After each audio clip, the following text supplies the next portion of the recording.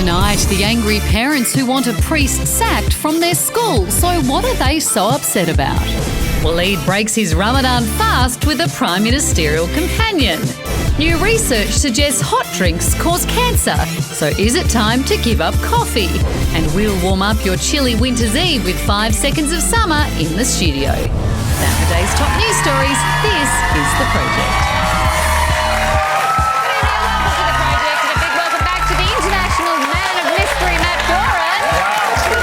And a bloke, Mr. Fitzgerald. Yeah, okay, yeah. Let's focus on Maddie. It's good to have Maddie back in the country. I know, you're actually kicking goals over in the States. It's been wild, Pete. It's been like the craziest, wildest year of my life. In and out of some of the craziest prisons and, hardcore prisons across the country. And you don't actually host the show. He's just appeared on it a couple of times. The toughest thing's been the accent, because you host a crime show, you still can't say murder. It's murder over there, and they say everything. They've got a whiteboard this long of the things that I can't say. The other day we had a story about a pastor who was involved in a murder, and he said, "What, like a lasagna?" No, like a pastor as in a priest. So I'm really struggling there, but we'll get there eventually. And you certainly worked out. I actually stole your wallet about 2 hours ago. You haven't even noticed that. Well, let's talk about the big news of the day, though, really, Pete, because that's insignificant. You today are celebrating a milestone. Well, I am. We've got to say happy birthday, buddy. And all I wanted for my birthday was 5 sauce. That's all I want. Don't tell me if they're on. Don't tell me. I don't need to know. All right, time to see what's making news this Thursday, the 16th of June. And Andrew Lee, the 33-year-old Melbourne man charged with the one-punch murder of teenager Patrick Cronin, has been granted bail. The 19-year-old's grief-stricken family left shocked by the court's decision. We fear for ourselves. We fear for our community that this person has been allowed to walk the streets today. In a bid to avoid a lengthy jail term, a sobbing Oscar Pistorius has hobbled on his stumps in court so his lawyer could illustrate just how vulnerable he is without his artificial legs.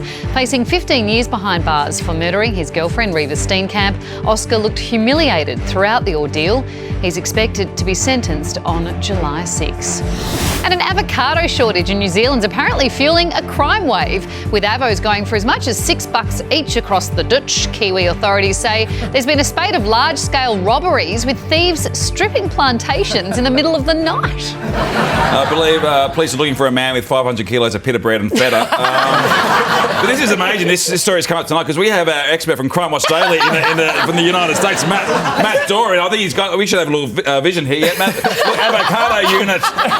That is brilliant. Do you think, Pete, they stand there like we do in the supermarket, these crooks in the orchard in the darkness of the night, and squeeze each one delicately? Which one's a perfect steal? Have you ever seen an avocado junkie? It's very confronting. Really? They're very gaunt. They've got beards and they wear glasses when they don't need to wear glasses. There was a banana shortage, though, here in Australia, and people went crazy. You need a banana. I mean, they were a lot easier to hide than down your pants and the avocados, but people were going to crazy lengths to try and get bananas back I think they call it an avo smash and grab. Is that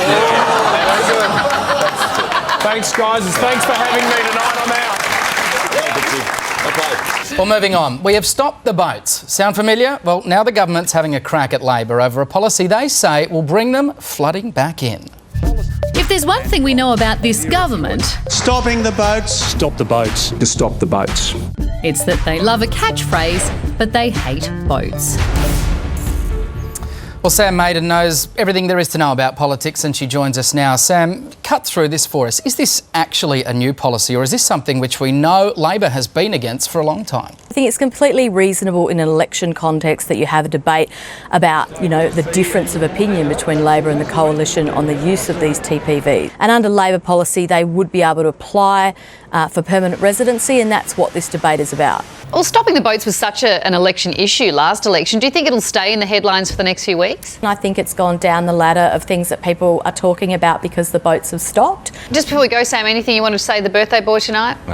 Well, I just wanted to say happy birthday. I think that now that you've turned 30, it'll probably be some of the most exciting years of your life. And Thank you. Good luck being an adult. You got the email I circulated. Thanks for that, Sam. Appreciate that. Bye. Thank you. Balloons to organise, so you go take a break and we're back in a minute. Coming up, Waleed breaks bread with Prime Minister Malcolm Turnbull. We'll cross to them both. And the Aussie Princes of Pop 5 Sauce will be here in the studio. You're watching The Project.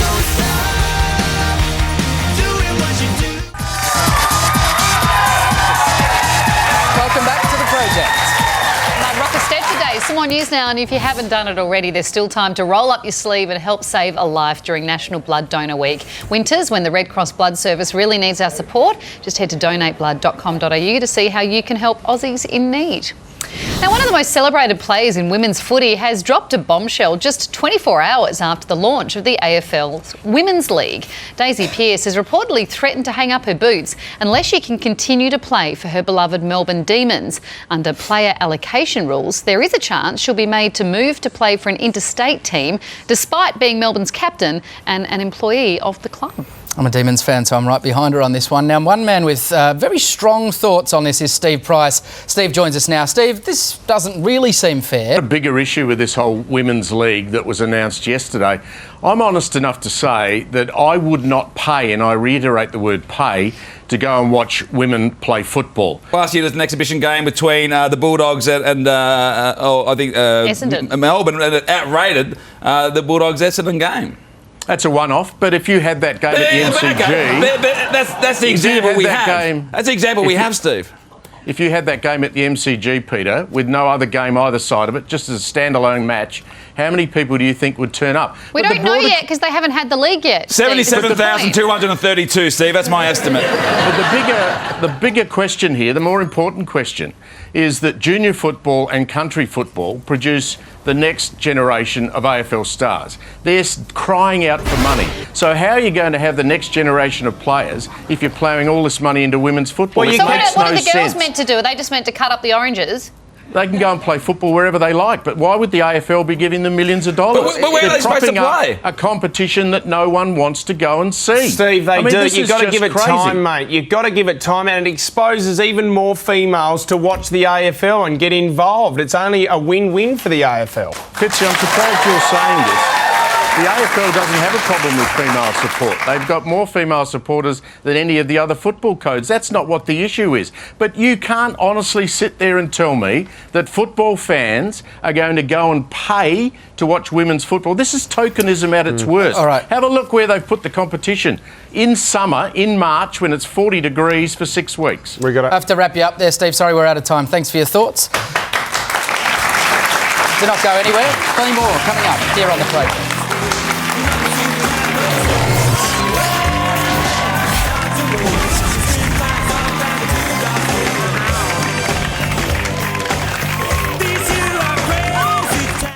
Welcome back. Now, if you like your tea or coffee piping hot, well, I'm afraid the World Health Organization has just gone and ruined your party.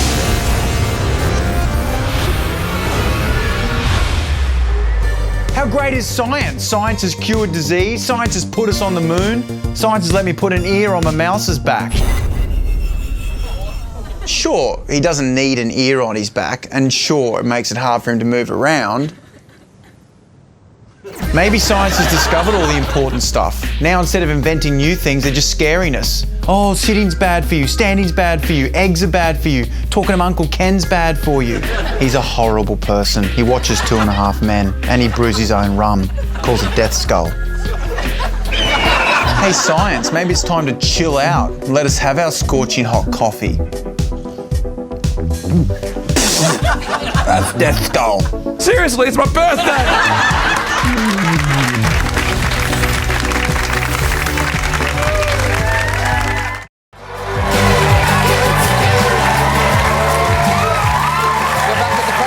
If you have just joined us, here's what's making news this Thursday, the 16th of June, and the ACCC has launched legal action against Australia's largest private health insurer. The consumer watchdog claims that Medibank misled customers by not telling them cover for services like blood tests and x-rays were being reduced. Medibank intends to fight the allegations. And federal MP Bob Katter has been slammed for releasing a campaign ad portraying him shooting his political rivals just days after the Orlando massacre. But Bob's not backing down today, calling the ad screamingly funny. I don't know what's going on in the media. I mean, it's what we want in our politicians. It's what we want in our politicians, people who don't know what's going on in the world. No. That's. I mean, to be honest, that ad would have been made before the shooting, and so there's, I guess there's can be some conjecture about release. You can stop, absolutely. You can. I think it's atrocious that he's unrepentant about it altogether, given the significance of what's happened. I mean, I guess he is saying, I didn't know about it.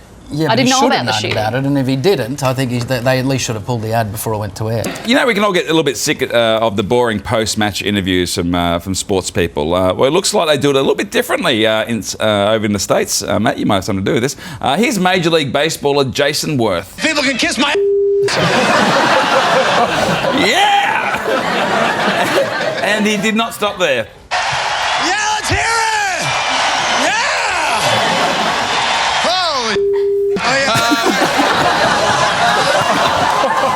See, note the Crisco. You don't have to offend women to be entertaining after a match. Okay? They don't do things by halves in the States, that's for sure. To something more serious now, and a fight between a group of parents and the Catholic Church is threatening to tear a school community apart, but neither side is backing down. A group of parents are up in arms after it was revealed the parish priest in charge of 2 local schools, Father John Walsh, was the subject of a sexual abuse claim in the 1980s, a claim he has always denied. In 2012, the Catholic Church commissioned an independent investigator to review the allegation. The final report found there was inappropriate sexual conduct. The Melbourne Archdiocese apologised to Roach and paid him $75,000 in compensation. He passed away earlier this year.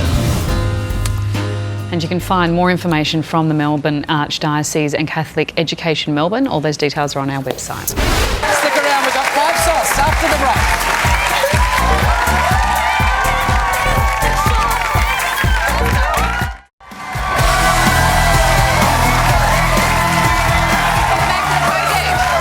See the PM and Waleed there doing something for Ramadan. A lot of people saying, come on PM, come on the project. 2 weeks' time is the election, so hopefully... And it's good to see the Prime Minister do that in this current climate, and good on him. And it took longer to answer that NBN question than it is to actually connect to the internet.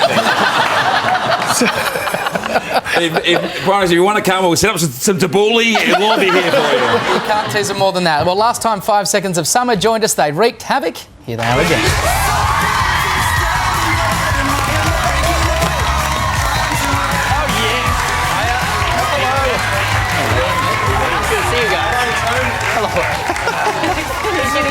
Go team. How about that for a welcome? Howdy. Hello. Boys, it is fantastic to have you back. Thank you for joining us again here. You guys are halfway through a world tour. How is it all going? It's going well. We have a break at the moment. Promo shoots can be quite awkward sometimes, but when you get a phone call from the US Rolling Stone saying we want you to be on the front cover, completely nude with just lyrics written over your body, how do you react to that? But the lyrics were written in Vegemite. Yeah. It was fine. Was that a little bit awkward when you got that call? Did you guys have to deliberate? Did you have to... I think it might have been even our idea, to be honest. we thought of we kind of made up the idea for the shoot. And we wanted to express our lyrics in a different way, and we thought we haven't been nude yet and anything. It's a bit weird being in front of like 30 people of crew and stuff, like being naked. It's cold outside. You know, all they've got you take a photo, you go to look at the monitor, and you got one hand on it still, just like. Did you have to wax down a bit down there? Like, did you have It's a valid question by a serious newsman. You guys do it these days, right? I wish we had it. Yeah. Maybe. I mean, for the poor bugger that had to edit. Stay with us. We will be back after the break with more 5 Sauce. But right now, it is time to get a very first look at the new series of The Bachelor.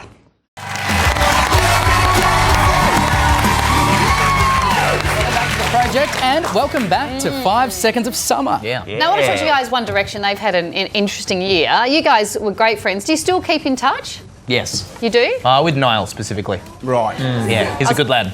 Because I was going to ask how Zayn was, if his heart's okay. I'm sure he's okay. How about that reaction from the audience? I like it. I'm sure he's not going to have any trouble, but you know.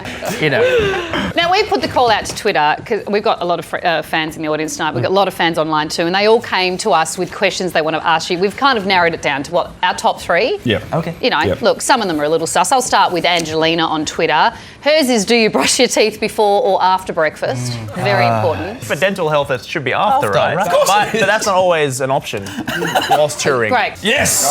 That's what we're hoping for. Wait up, I've got one more. There's one more that's come through. There's a tweet here from a guy called Pete.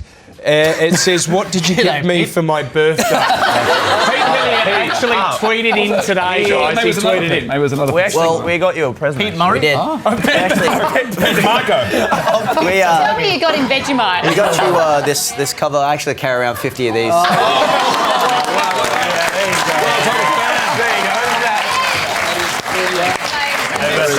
Not with their hands.